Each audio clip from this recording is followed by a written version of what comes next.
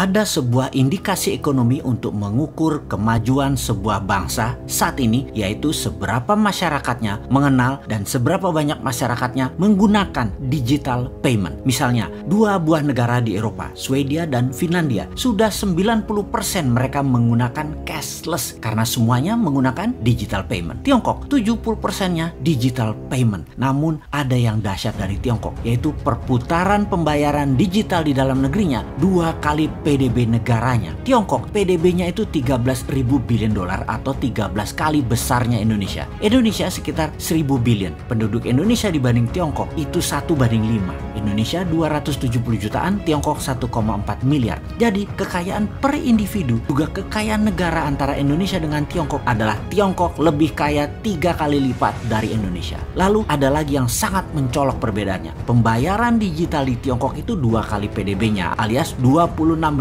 triliun atau 200% dibanding PDB. Sementara di Indonesia hanya 6% dari PDB-nya atau sekitar hanya 60 billion dolar. Digital payment di Indonesia dibandingkan Tiongkok, Indonesia hanya 0,2%-nya Tiongkok. Itu jauh, asli jauh. Digital payment itu kalau ada yang bertanya apa sih, misalnya di Indonesia itu ada kris salah satunya, atau dinaran juga bisa dipakai sebagai non-cash payment. Sungguh, strategi untuk menjadikan Indonesia negara superpower sebenarnya tidak terlalu sulit atau tidak terlalu jauh. Meningkatkan PDB dari 1.000 billion dolar menjadi 5.000 billion dolar bukan hal yang sulit. Kalau master plan-nya hanya naik 7% setahun, di akhir masa jabatan 2024 ya paling menjadi 1.300-an billion dolar saja. Tambah lagi deh 5 tahun jabatannya seperti yang diimpikan oleh banyak orang pengagumnya. Hingga tahun 2029 misalnya, paling pol nambah menjadi 1.800 billion. Itu kalau naiknya 10% pertumbuhan per tahunnya ekonomi negara. Kalau kayak sekarang minus 2%, ya nggak nyampe-nyampe cita-cita mulianya.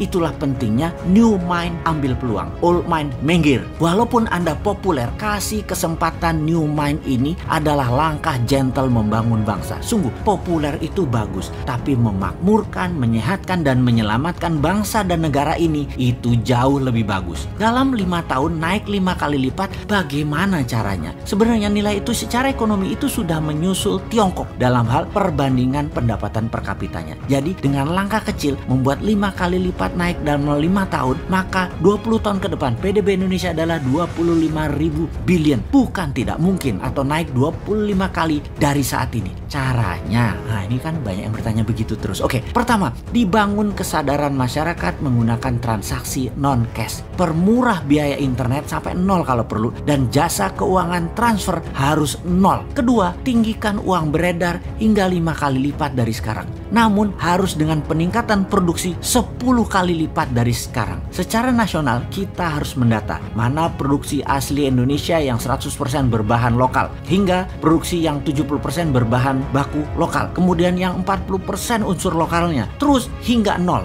Kemudian ada lagi yang 100% produksinya berbahan impor. Itu harus didata. Ini adalah peta nasional produksi berbahan baku lokal yang kita harus tahu. Lalu sekali lagi kita petakan yang satu lagi, yaitu mana produk tersebut yang untuk ekspor. Kalau 100% berbahan baku lokal dan 100% untuk ekspor, maka minta berapapun pinjaman modal, biayai tanpa bunga, tanpa jaminan. Untuk ekspor, hasilnya dengan bahan baku beragam hingga unsur impor agak besar, bisa mendapatkan 5 kali lipat uang pinjaman modal dari jaminan asetnya dan juga tanpa bunga. Lainnya lagi misalnya yang bahan bakunya 50% lokal dan hasilnya 100% untuk domestik. Beri matrik perhitungan pinjaman banding aset maksimum paling 2 kali dari nilai jaminan. Lalu kalau ada produksi yang 100% berbahan impor dan produksinya 100% untuk lokal domestik, maka perusahaan itu tindakannya cuma satu, ditutup. Inilah perusahaan penjajah namanya. Juga perusahaan pengeruk sumber daya alam